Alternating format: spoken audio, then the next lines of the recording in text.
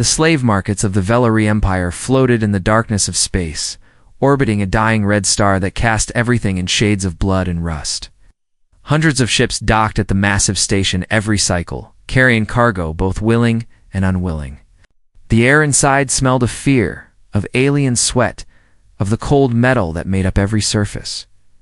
Yuna Park stood on the auction platform with her wrists locked in energy cuffs that hummed against her skin. She was barefoot. Her gray jumpsuit was torn at the shoulder and stained with dried blood that was not her own.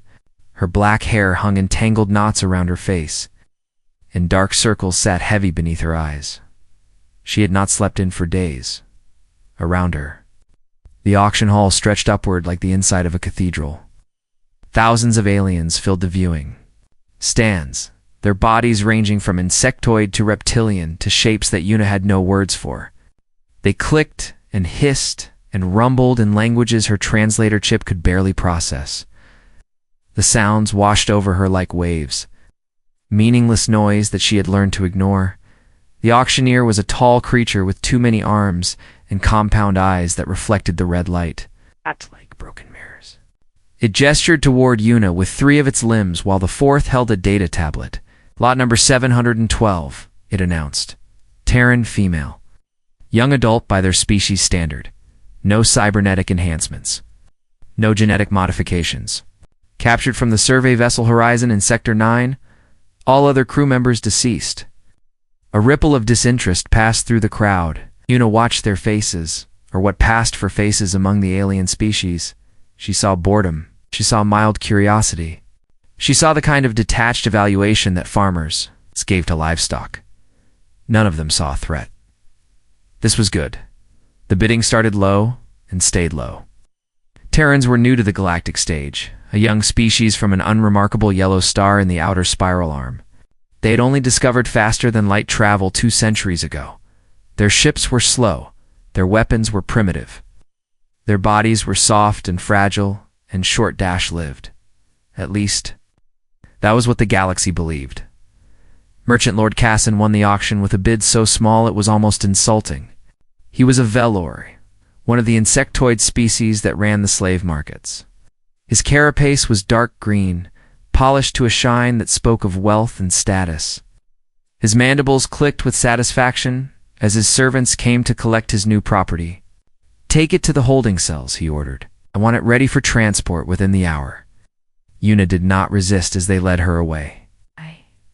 She walked quietly between 2 guards who towered over her, their armored bodies clicking with each step.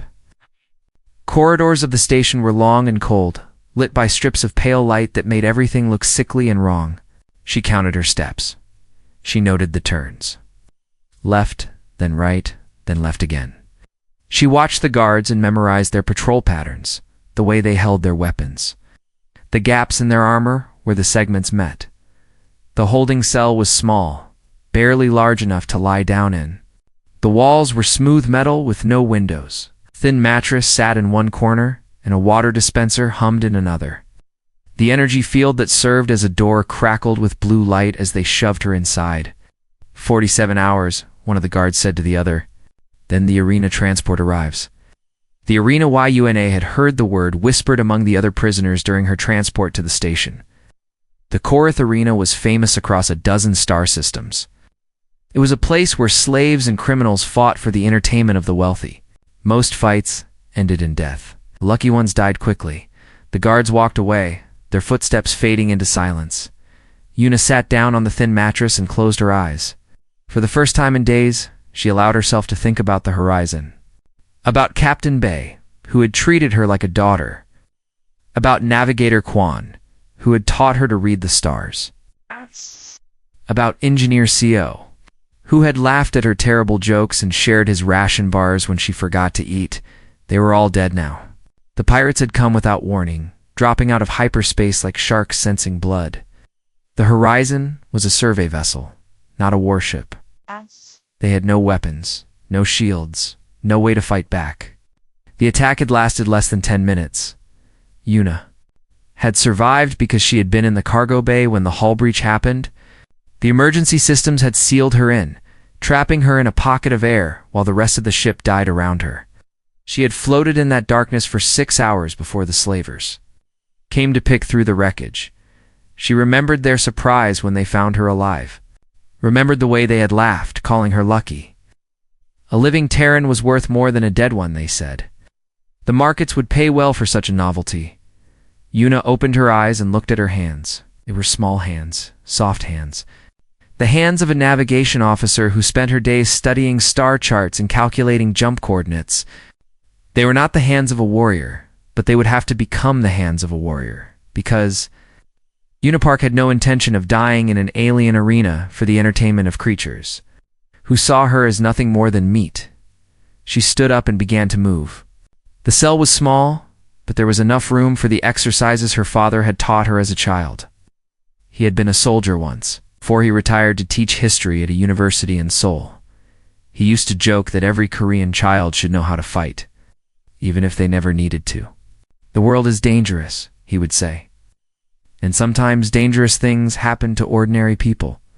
When that day comes, you must be ready. Yuna had rolled her eyes at him back then. She had wanted to study the stars, not learn how to throw a punch.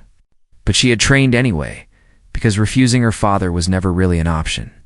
Now, in a cold cell in a slave station, orbiting a dying star, she was grateful. She moved through the form slowly at first, then faster. Her muscles burned. Her joints ached. The energy cuffs on her wrists were heavy and awkward, but she adjusted. God was incorporating their weight into her movements by 40-7 hours. That was how long she had to prepare. To plan. To turn herself from a frightened prisoner into something that these aliens had never seen before. They thought she was weak because she was small. They thought she was harmless because she was human. They looked at her soft skin and her flat teeth and her rounded nails and saw prey. They had no idea what Earth really was. They did not know. About the predators that stalked the jungles, the deserts that could kill in hours, the oceans filled with creatures of nightmare. They did not know that humanity had clawed its way to the top of the food chain on a world that tried to kill them. Every single day, they did not know that humans were not prey. Humans were hunters, and in 47 hours, Unipark would show them exactly what that meant. She finished her exercises and sat back down on the mattress, her breathing steady, her mind clear. The fear was still there, lurking in the corners of her thoughts, but she pushed it down. Fear was useful only if you could control it. If you let it control you, you were already dead. She closed her eyes and slept. She would need her strength for what was coming. The Korath Arena was built inside an asteroid, hollowed out over centuries by slaves who had long since turned to dust. Its walls rose high into the darkness, lined with thousands of seats that curved around a central pit of sand and stone. Lights blazed down from above, harsh and white, turning the fighting floor into a stage where death was entertainment. Yuna stood at the entrance gate, waiting. They had taken her energy cuffs, but given her nothing else. No weapons, no armor, not even shoes to protect her feet from the rough ground. She wore only the torn gray jumpsuit she had been captured in. Now even more ragged after 2 days in the holding cells around her, the crowd roared. The sound was like thunder, thousands of alien voices mixing into a wall of noise that vibrated in her chest. She could feel their excitement, their hunger for blood. To them, she was not a person, she was a show. A voice boomed through the arena speakers. It belonged to Tovik, the arena master. A massive reptilian creature with scales the color of dried blood and ceremonial scars carved across his snout. Citizens of the Korath Empire, Tovik announced, today, we offer you something special, something new. For the first time in galactic history, a Terran will fight in our sacred arena. The crowd cheered. Some laughed. Yuna heard clicks and hisses that her translator chip identified as mockery. This female was captured from the outer spiral, Tovik continued. From a planet called Earth. Let us see if her species is worth remembering, or if they will be forgotten like so many others before them. The gate in front of Yuna began to rise. Bright light poured in, blinding her for a moment. She stepped forward into the arena, her bare feet sinking slightly into the sand.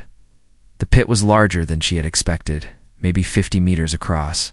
The walls were smooth and high, impossible to climb. There was no escape, except through victory or death. On the opposite side of the arena, another gate was opening. 8 creatures emerged. They were insectoid, like giant beetles standing on 2 legs. Their bodies were covered in thick black carapace that gleamed under the lights. Their heads were dominated by huge compound eyes and mandibles that dripped with something wet and yellow. Each one stood at least 2 meters tall, towering over Yuna like monsters from a nightmare. Gren warriors, Tovik announced. 8 of them. Undefeated in 47 matches. Their venom causes paralysis within seconds. Death within minutes. No antidote exists. The crowd roared its approval. Terran, female, Tovik said, and Yuna could hear the amusement in his translated voice. Survive 10 minutes against the Gren, and you will earn a quick death. Fail, and you will die slowly, screaming as their venom dissolves you from the inside. Yuna said nothing. She was watching the Gren, studying the way they moved. Their legs bent forward at the knee, not backward. Their compound eyes tracked her movements, but she noticed they reacted slowly when she shifted to the side. They were fast in a straight line, but clumsy when turning. She noted the gaps in their carapace. The neck, the joints where the legs met the body, the soft tissue beneath their mandibles. The venom was dangerous, but only if it touched her skin. The Gren had no ranged weapons. They would have to grab her to poison her, so she would not let them grab her. A horn sounded. Deep and terrible, the fight had begun. The first Gren charged immediately. Mandibles wide open, legs churning up sand as it raced toward her. It was fast, faster than she had expected. Covering the distance between them in seconds, Yuna did not run away. She ran toward it. The crowd gasped. This was not what Prey did. Prey fled. Prey cowered. Prey did not charge directly at a predator twice their size. At the last moment, Yuna dropped low and slid beneath the Gren's grasping limbs. The sand scraped against her back as she passed under its body. She came up behind it, already moving, and before the creature could turn, it grabbed the edge of one of its cuffs and snapped it free. The metal was sharp where it had broken. Sharp enough to cut. The Gren turned, but too slowly. Yuna was already inside its reach, too close for it to use its mandibles effectively.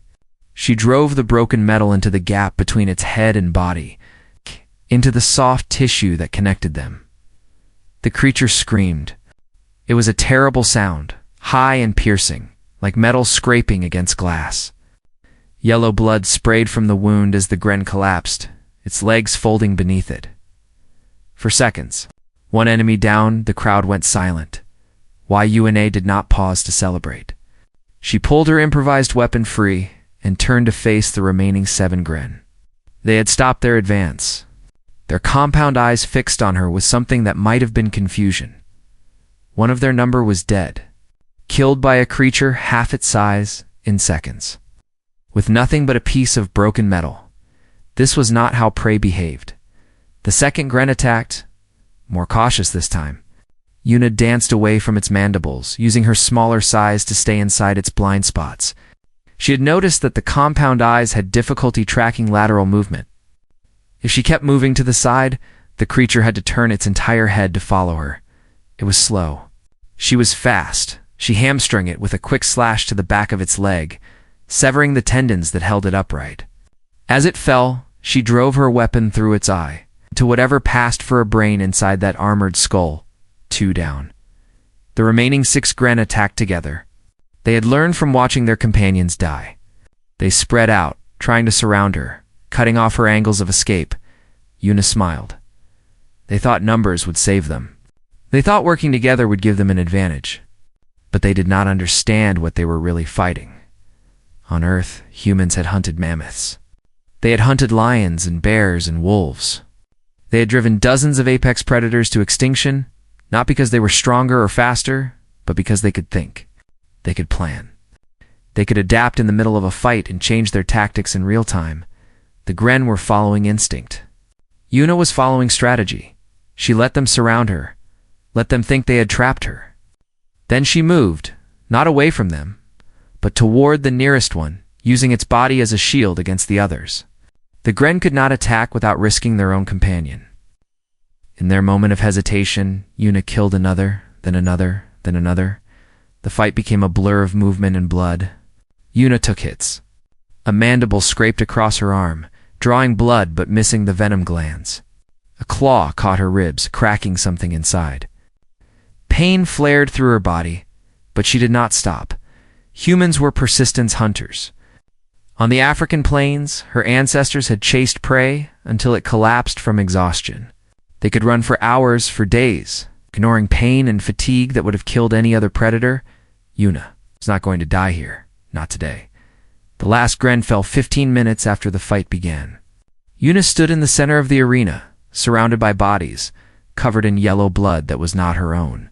Her arm throbbed where the mandible had cut her. Her ribs screamed with every breath, but she was alive.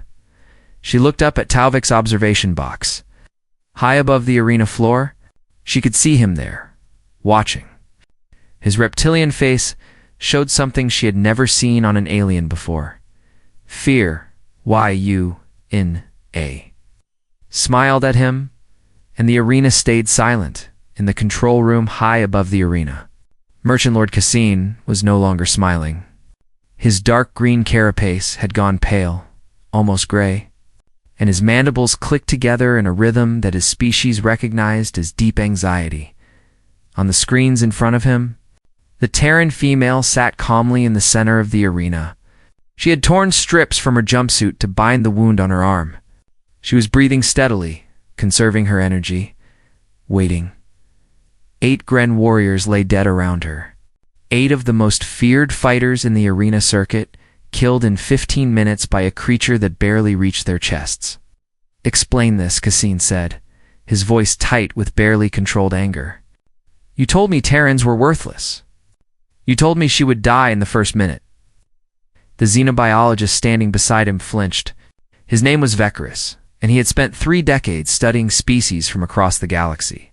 He had written the official assessment on Terrans when they first appeared on the galactic stage. He had called them unremarkable. He had been catastrophically wrong. My Lord Vekarus stammered, scrolling frantically through data on his tablet. I am reviewing the files now. There appears to be information that was not included in the standard species database.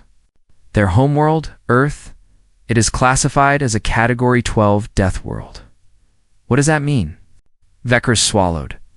His scales had gone nearly white. It means their planet is trying to kill them. Constantly. The gravity is 1.4 times galactic standard. The atmosphere is so rich in oxygen that it borders on combustible. They have extreme temperature variations, massive storms, seismic activity, volcanic eruptions, and the life forms. He paused, reading from his tablet with growing horror. The life forms on Earth have been engaged in an evolutionary arms race for 4 billion years. Everything hunts everything else. The plants are poisonous. The insects carry disease. The oceans are filled with predators of unimaginable size and ferocity. Arena Master Tovik leaned forward, his scarred snout reflecting the light from the monitors. And the Terrans? How did they survive such a world? They did not just survive, Vekarus said. They conquered it. They hunted the apex predators to extinction. They reshaped the very surface of their planet to suit their needs. They are persistence predators, my lord. Their bodies are designed to take damage and continue functioning. They can operate without sleep for days. They heal from wounds that would kill any other species. And their endurance. He shook his head. On their homeworld, they would chase prey across open plains for hours. For days until the prey literally collapsed from exhaustion. Cassin stared at the screen. The Terran had finished binding her wounds and was now doing something strange. She was moving through a series of physical forms, stretching and bending in ways that seemed almost ritualistic. She is preparing for more combat, Tovik observed. She expects us to send more fighters. Then we will not disappoint her, Cassin said. Send in the Korath hunters. Tavik's eyes widened. My lord, the hunters are worth more than most starships. They are reserved for championship matches, not for breaking slaves. I want that thing dead, Cassine hissed. I want her torn apart in front of the entire arena. Send the hunters. All 12 of them. Tovik hesitated for a long moment. Then he nodded and turned to the control panel.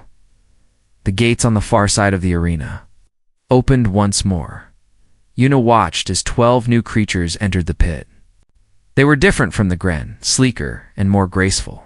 Their bodies were covered in smooth gray skin instead of carapace, and they moved on for legs like great cats. Their heads were wedge-shaped, dominated by jaws filled with teeth that looked like they could bite through steel. These were the Korath hunters, the creatures the arena had been named after. They had been bred for generations on a high-gravity moon, selected for speed and strength and killing instinct. They were the most dangerous predators in 6 star systems. Yuna studied them as they spread out across the arena. They were smarter than the Gren. She could see it in the way they moved, the way they communicated with subtle shifts of their bodies. They were pack hunters, working together like wolves.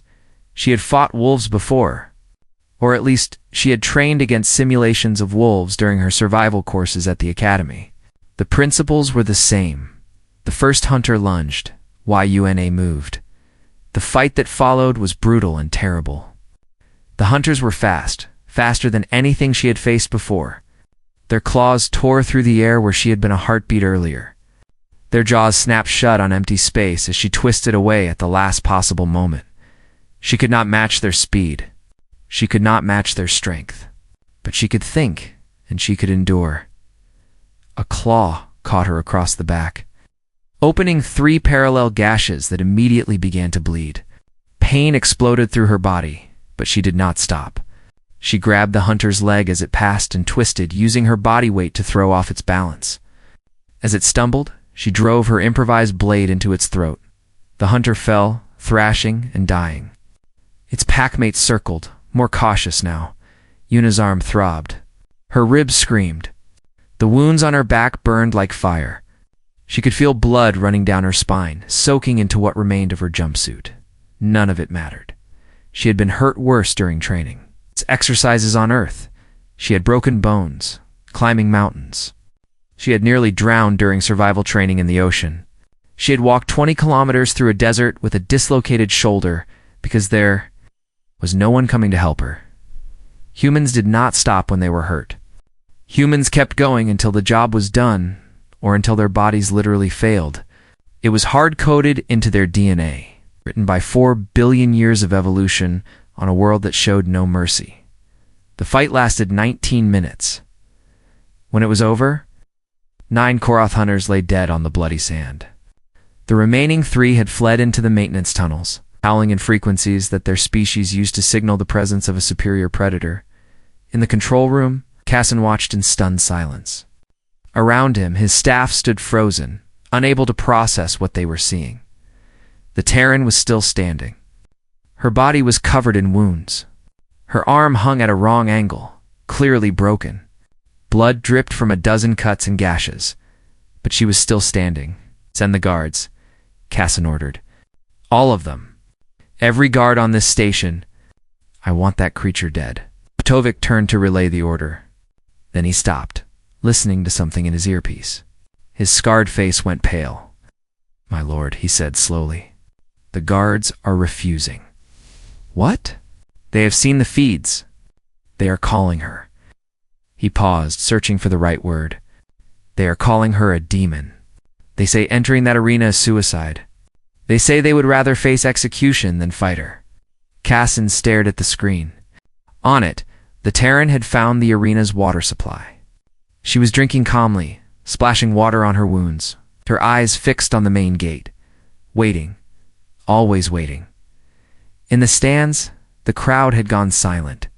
The cheering and laughing had stopped long ago, replaced by a heavy, suffocating fear. They had come to watch a weak creature die for their entertainment instead. They had watched something impossible.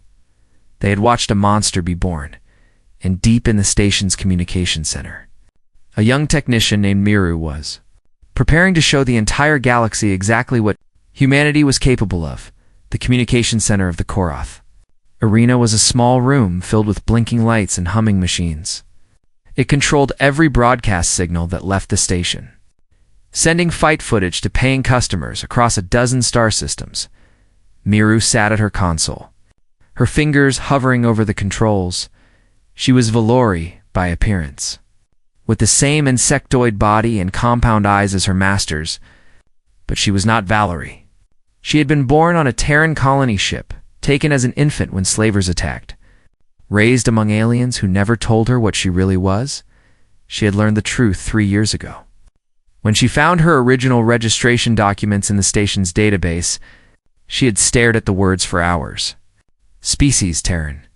Planet of origin. Earth. She had never met another human. She had never seen Earth. But she had spent every moment since that day, learning everything she could about her true people. And now, for the first time in her life, she was watching one of them fight.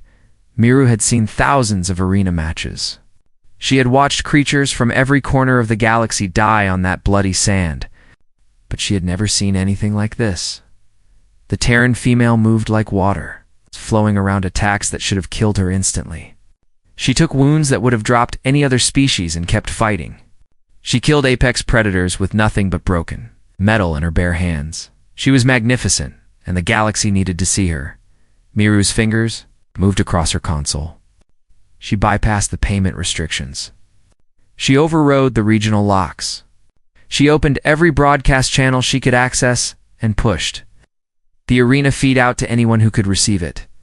Within an hour, the footage had reached 17 star systems. Within 3 hours, it had gone viral across the galactic network.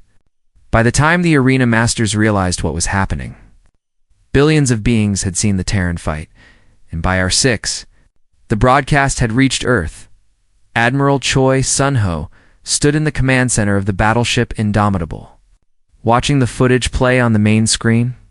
Around him, his command staff stood in stunned silence.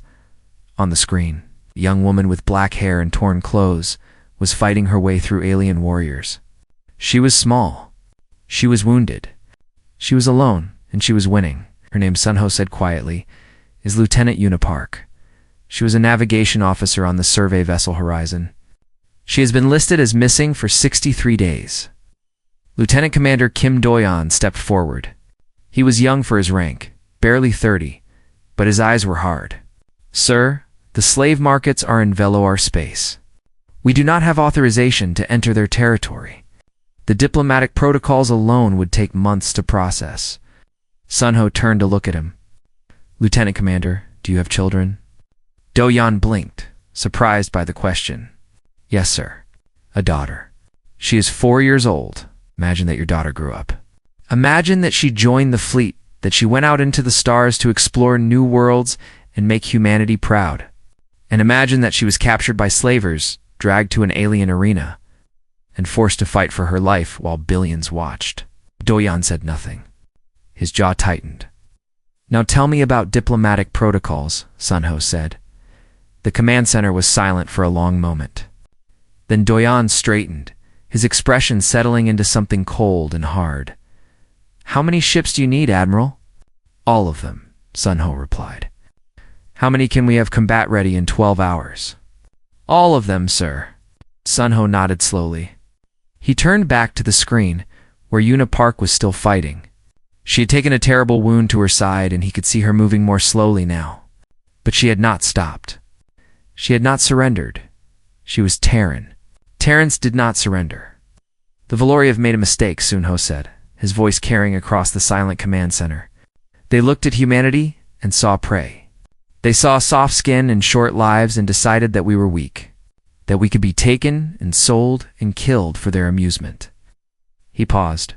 Watching the screen, we are going to correct that assumption. Across Earth and its colonies, the military came alive. Ships that had been in maintenance were rushed to readiness. Soldiers on leave were recalled to duty. Supply lines that normally took weeks to organize were compressed into hours. The Terran people had seen the broadcast. They had watched one of their own fighting alone against impossible odds. And they were angry. The anger was not loud. It was not the screaming rage of a species that had lost control. It was quiet, cold, and focused. It was the anger of a people who had spent their entire evolutionary history hunting things larger and more dangerous than themselves. It was the anger of apex predators in the shipyards of Mars. Workers who had not taken overtime in years volunteered for double shifts. In the training facilities of Luna, Soldiers pushed themselves through combat drills with renewed intensity. In the halls of government, politicians who normally argued for months made decisions in minutes. Everyone had seen the footage. Everyone had seen Unipark, and everyone understood what needed to happen next. The fleet assembled in orbit around Earth, ship after ship dropping out of hyperspace until the night sky was filled with steel. Battleships, cruisers, carriers, assault frigates. More military power than humanity had ever gathered in one place. Admiral Choi walked through the hangar deck of the Indomitable, passing rows of Marines who stood at attention. They were young, most of them. Young and eager and ready to fight, he stopped in front of a squad of soldiers in black combat armor. Their leader was a woman with short hair and cold eyes. Her name was Kong Hoon, and she had the highest combat rating in the entire fleet. "Lieutenant Commander Kong," Choi said, "your team will be first on the ground. Your mission is simple. Find Lieutenant Park. Bring her home." Hai-hoon nodded once. "Understood, sir." "And Hai-hoon," Choi added, his voice dropping lower. "The slavers, the arena masters, anyone who had a hand in this, I want them to remember this day for the rest of their lives. I want them to tell their children and their children's children what happens when you touch a Terran." A ghost of a smile crossed Hai-hoon's face. "Understood, sir." The fleet jumped to hyperspace at 0600 hours, tearing through the fabric of space toward Valori territory. They were not a rescue mission. Rescue missions were small and quiet and diplomatic. This was something else entirely. This was a message, and by the time it was delivered, the entire galaxy would understand exactly what kind of species humanity really was. In the arena, Unipark continued to fight. She had been in the pit for nearly 7 hours now. Her body was failing, pushed beyond limits that should have been impossible. But she refused to fall. She did not know that help was coming. She did not know that billions of beings across the galaxy were watching her. She only knew that she was still alive, and as long as she was alive, she would keep fighting, because that was what humans did. That was what they had always done, and that was what they would always do. No matter how far they traveled from the small blue world that had made them, by the 8th hour, Yuna had stopped counting. She sat against the arena wall with her back pressed to the cold stone, her legs stretched out in front of her. Her body was a map of wounds. The gash on her back had finally stopped bleeding, sealed by dried blood and dirt. Her broken arm was splinted with pieces of armor taken from dead enemies. A deep cut above her eye had swollen shut, leaving her with only half her vision. She was exhausted beyond anything she had ever experienced. Her muscles screamed with every movement. Her bones ached deep inside.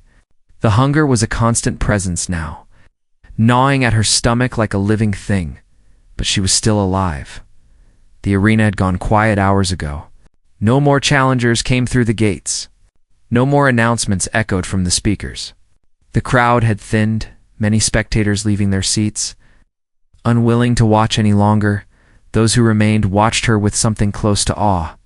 Yuna did not care about them. She was focused on survival, on the next breath, the next heartbeat. She had found water from a pipe she had broken open with her bare hands. Food had been harder. She tried not to think about what she had eaten. In the control room above, Merchant Lord Casson paced back and forth like a caged animal. His staff had abandoned him hours ago, fleeing into the station as rumors spread about what was coming. Only Tovik remained, the arena master, too proud or too stubborn to run. "The Terran fleet," Casson said for the 100th time. "How long until they arrive?" Tovik checked his console. His face was gray. "They entered our space 4 hours ago. They destroyed the border patrol without slowing down. They are not responding to hails. They are not negotiating. They cannot do this," Cassin hissed. "We have treaties. We have agreements.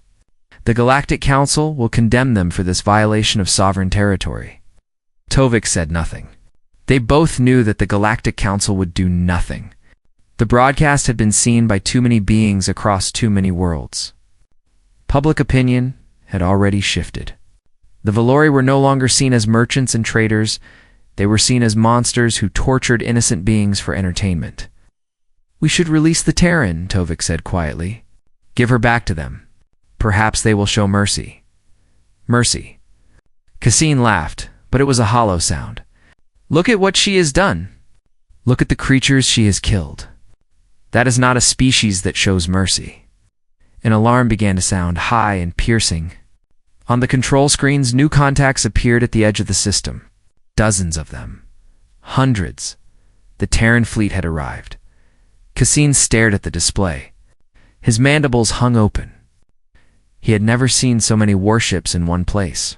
Battleships the size of small moons.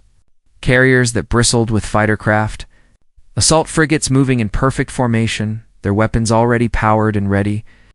That is not a rescue mission, Tovik whispered. That is an invasion force. No, Cassine said, his voice barely audible. That is a message. In the arena below, Una heard the explosion before she felt it. A deep rumble that shook the walls and sent cracks racing across the ceiling. Then came the sound of weapons fire, sharp and rapid. Echoing through the tunnels that led to the surface, she pushed herself to her feet. Her legs shook beneath her, but she forced them to hold. Something was happening. Something was changing. The ceiling above the arena exploded.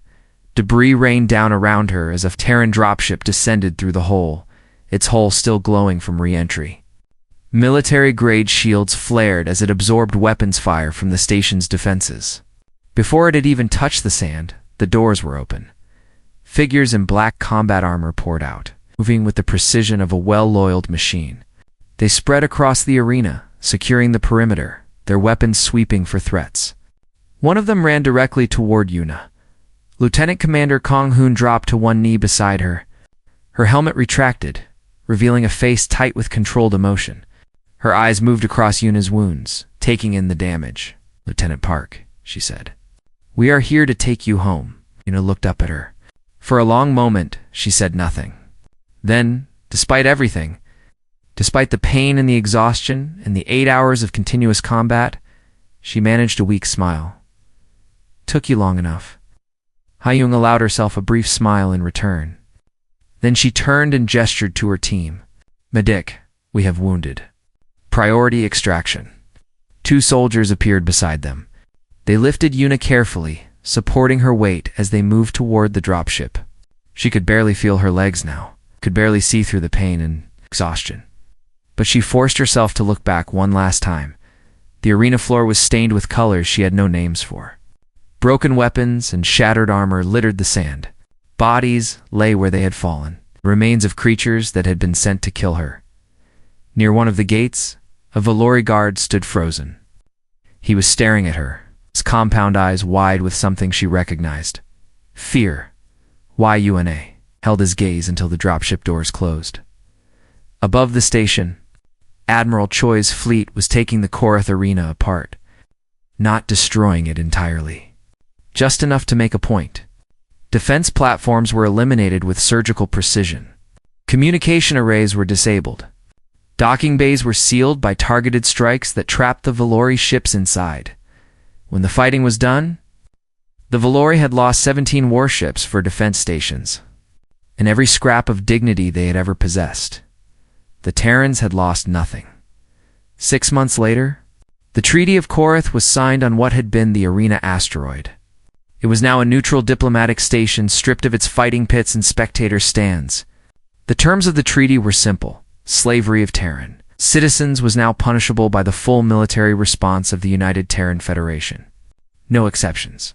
No negotiations. No mercy. The Valori merchant lords had argued at first. They had invoked galactic law, trade agreements, centuries of tradition. Then they had seen the combat footage, not just from Una's ordeal, but from the rescue that followed. Terran Marines moving through their station like ghosts. Overwhelming defenses that should have held for days. They signed without further objection. Lieutenant. Una Park received a medical discharge in a quiet ceremony where Admiral Choi personally pinned a medal to her chest. She did not give interviews. She did not write a memoir. She returned to Earth, to a small apartment in Busan, where she could see the ocean from her window. Sometimes, late at night, she still dreamed of the arena. She dreamed of blood and sand and the screaming of dying creatures. She dreamed of pain that never seemed to end. but more often. She dreamed of the look on the Valori guard's face when the rescue team arrived. The moment when he finally understood what humans really were. Miru was granted asylum on Earth. She was the first Terran rescued from Valori's slavery. But she would not be the last. In the years that followed, the Federation launched dozens of missions to find and rescue lost citizens. They never asked for permission. They never negotiated. They simply came, took their people back, and left a very clear message behind. The galaxy had called Earth a death world. They had meant it as an insult, a way to dismiss the strange primates from the outer spiral as unimportant and unworthy of notice. They had no idea how right they were. Humans were not weak. They were not fragile. They were not prey.